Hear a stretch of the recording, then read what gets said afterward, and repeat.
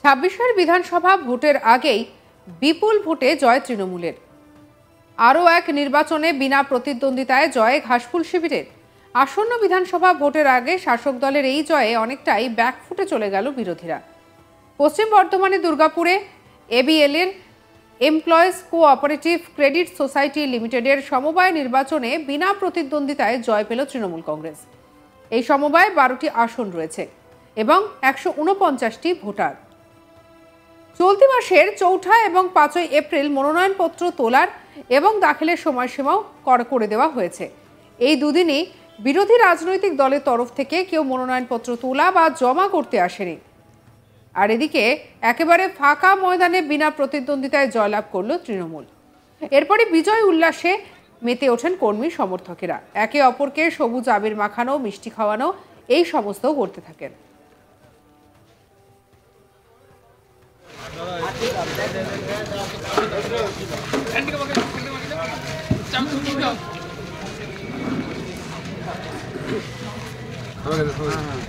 অল্প অল্প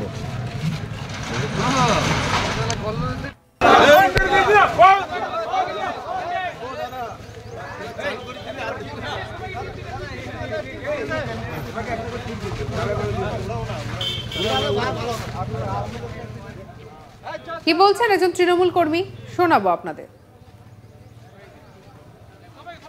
আজকে ক্রেডিট সোসাইটির ভোটে আমাদের 11 জন প্রার্থী আপনারা গত দুদিন ধরেই আছেন, দেখতে পাচ্ছেন, জয়লাভ করেছে। ক্রেডিট সোসাইটি টোটাল 165 জন আমাদের ভোটার, তার মধ্যে আমাদের তৃণমূল কংগ্রেস নিরঙ্কুশ সংখ্যাগরিষ্ঠতা পেল।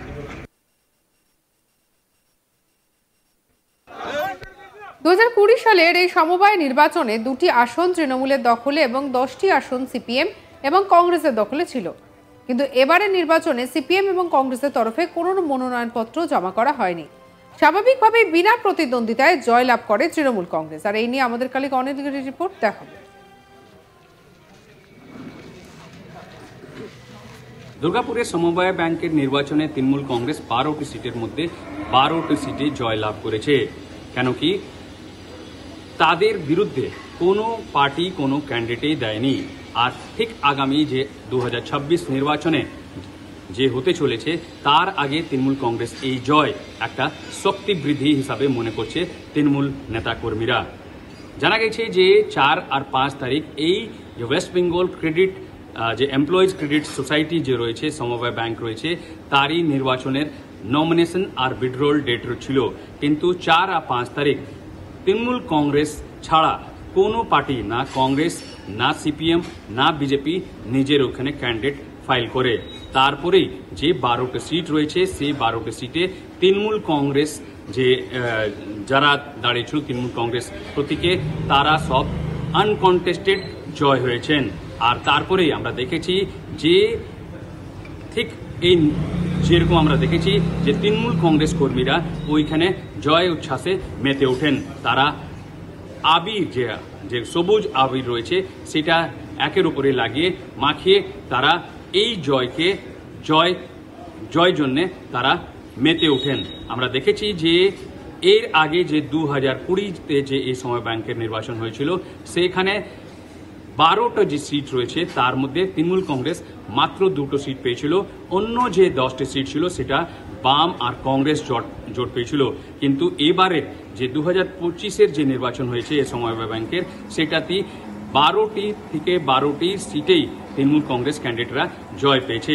আর আগামী 2026 নির্বাচন যে হতে চলেছে তার আগে এই জয়টা একটা ইম্পর্টেন্ট মনে করছে। তারা বলছে তৃণমূল কংগ্রেসের যে এটা থেকে শক্তি বৃদ্ধি হয়েছে আর যে আগামী দিন বিধানসভা নির্বাচন হয়েছে সেটাতে তৃণমূল কংগ্রেসে অবশ্যই লাভ হবে।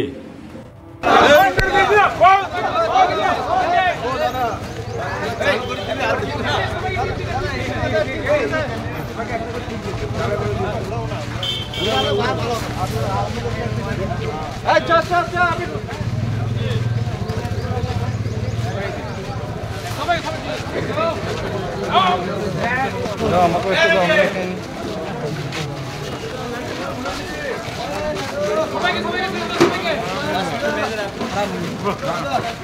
দাদা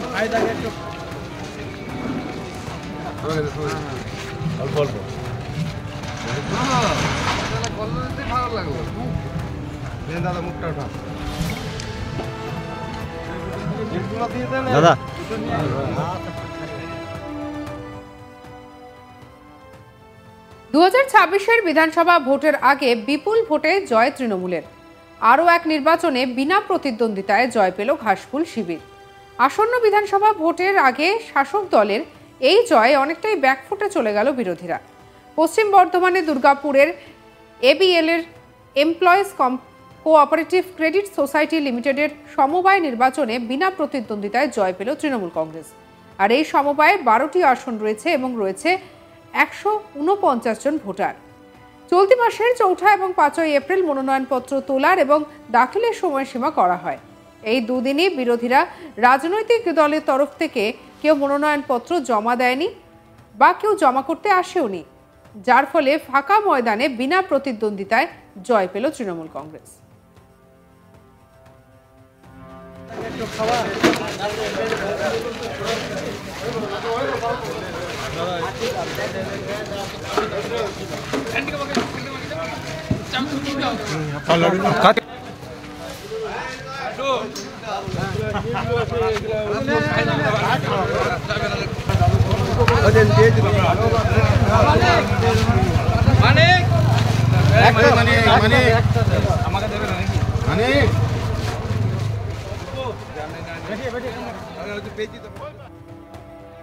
এরপরে বিজয় উল্লাসে মেতে ওঠেন কর্মী সমর্থকেরা।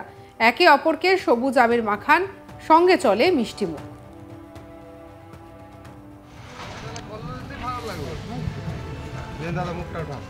কি বলছেন তৃণমূল কর্মী, শুনবো। দাদা আজকে ক্রেডিট সোসাইটির ভোটে আমাদের 11 জন প্রার্থী আপনারা গত দুদিন ধরেই আছেন, দেখতে পাচ্ছেন, জয়লাভ করেছে। ক্রেডিট সোসাইটি টোটাল 165 জন আমাদের ভোটার, তার মধ্যে আমাদের তৃণমূল কংগ্রেস নিরঙ্কুশ সংখ্যাগরিষ্ঠতা পেল।